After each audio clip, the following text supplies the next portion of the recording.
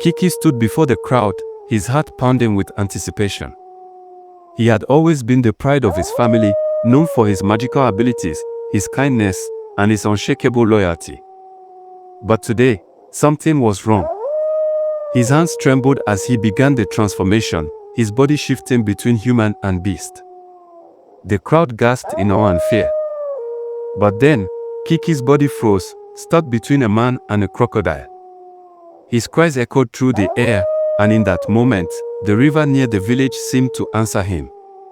His eyes met the familiar figure of his older brother, Olan, and a chilling realization struck Kiki.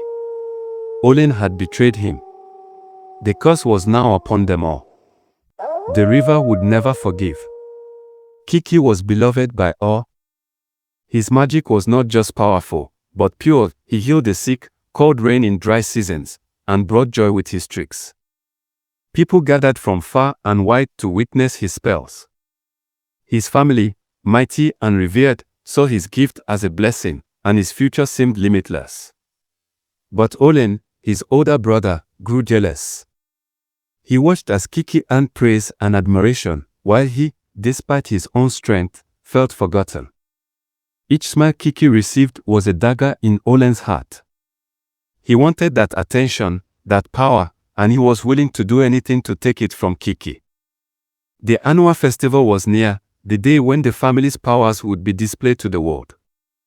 This year, Kiki had been chosen to perform the sacred transformation ritual, a magical act that would showcase his true potential.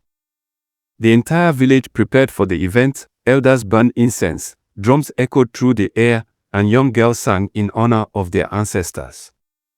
Kiki stood at the center, ready to invoke the spirits of the land. But Olan's eyes darkened as he watched. Deep inside, a plan began to form, a plan to ruin his brother and claim his place. As the festival began, Olan stood at the edge of the gathering, his hands clenched into fists. Kiki, with a calm and confident smile, began his ritual. But Olan's thoughts were elsewhere, scheming, plotting. As Kiki chanted the ancient words, Olan silently muttered a forbidden spell. It was a simple spell, a whisper of dark magic that would twist Kiki's transformation. Olan felt no guilt, only the satisfaction of watching Kiki begin to change. But when the spell took hold, it was far worse than Olan had imagined. Kiki's body began to contort in agony. The air grew thick with tension as Kiki's body shifted unnaturally, caught between the forms of man and beast. His human features twisted into a terrifying crocodile's face, and his limbs grew powerful, but monstrous. His scream echoed through the crowd as the transformation went wrong. He tried to speak, but only a guttural sound escaped his throat. The festival fell silent. Olan's heart raced with fear. He had wanted Kiki's powers, but not like this. As Kiki staggered, stuck in his half-human form, he turned to the river and collapsed, his body rejecting the magic. The crowd scattered in horror, and the elders murmured of ancient curses. Days passed, but Kiki remained trapped in his cursed form, unable to speak or return to human shape. His family was torn between grief and confusion. His mother, once proud of her son, wept for the loss of his future. Kiki, now a creature of the swamp, fled to the nearby river, the only place where his magic could survive. He vanished into the water's depths, his body now forever intertwined with the river. The village mourned him, but no one dared speak his name. His family, especially Olan, knew that something had gone terribly wrong. Kiki's heart burned with rage as he sank deeper into the river, his spirit connected to its currents. His thoughts were clear, though his body was not. In his mind, he cursed Olan with all his strength. "You who betrayed me shall never know peace near my waters. May your life be cursed as mine, and may you find no goodness in the river." His words echoed in the water. The villagers, too, heard the rumors. Anyone who disturbed the river would suffer. Kiki had become more than a man, a spirit bound to the waters, forever vengeful. Olan could not escape the weight of his actions. At first, he ignored the whispers, but then misfortune struck.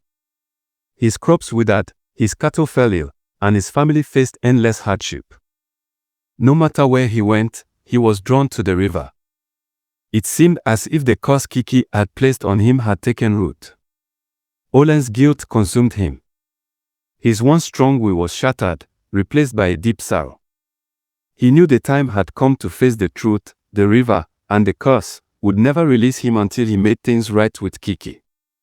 The village's people no longer spoke of Kiki as a boy, but as a spirit, a being who lived within the river, a force of nature to be respected. Every year, they performed rituals to honor the river and Kiki's power. The people left offerings by the water, asking for blessings and safety. Kiki, though trapped in his half-beast form, had become a revered figure. Yet there was fear in the air, for they knew that angering the river spirit would bring unimaginable misfortune. Olan, now a broken man, visited the river in secret, hoping to find redemption. Olan could no longer escape the pull of the river. He visited it daily, whispering apologies to the waters, hoping that Kiki's spirit would hear him. But the curse continued. The village suffered, and Olan's once bright future turned bleak. Every attempt to leave the river brought disaster. His family's wealth dwindled, and his health began to fail. One night, Olan stood at the water's edge, his voice breaking as he begged for forgiveness. But the river remained silent. Kiki's presence was now the land's judge, and Olan could not escape his fate. In a final act of humility, Olan made a journey to the river with an offering of his own, his pride, his greed, and his regret. As he knelt by the water, he spoke from the heart, "Kiki, I have wronged you. I have taken your life from you. Please forgive me." A ripple passed through the water, and for the first time in years, the river calmed. Kiki's spirit, now at peace, spoke through the winds, "Your forgiveness is all I ever needed. Go, and may you find peace." The curse lifted. Olan, broken yet reborn, returned home, carrying the lesson of humility and the power of forgiveness.